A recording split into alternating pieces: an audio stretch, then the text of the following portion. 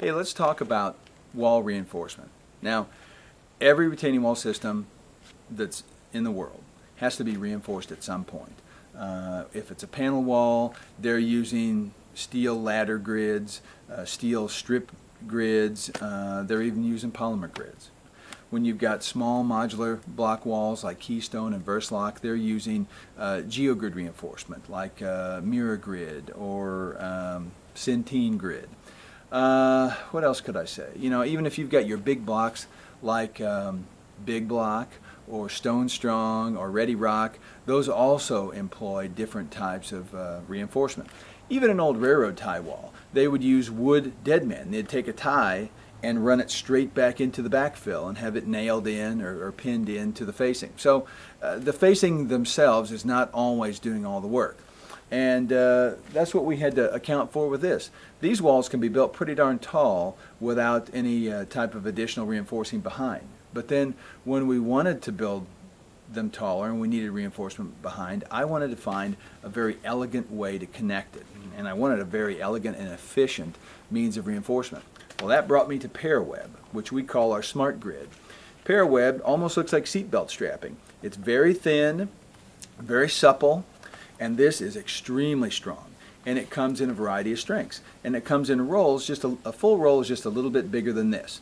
And literally a foreman can put this under his arm and carry it around and cut it off with a razor knife very easily. We've designed, with our liner in this block, we've designed a hole in the bottom of the block. And it has a little knockout panel. So if you want to put reinforcement into the block, you pop out the little cover on the orifice, on that hole, and if your grid length embedment from your engineering design comes back at 10 feet, what you'd do is you'd cut a piece of this at 21 feet. And you would put the tag in through the hole, you would take both tag ends then and pull it back into the backfill 10 feet, and you would burn up that extra foot wrapping around the hole, 6 inches on the top and the bottom. So you would get 10 feet of embedment directly behind the block. The two tails would be pulled apart, and then you'd move backfill in and cover it up. And we've got all the data to show that our mechanical connection is extremely efficient, easily efficient enough and strong enough to use all the strength of the Paraweb straps. And we get a good connection and interaction with the soil and the backfill. And it combines to make a really easy to install reinforcement system, a verifiable reinforcement system. I mean, this thing's not coming off. Once they're connected, they're connected. And there's nothing that's going to sever the connection.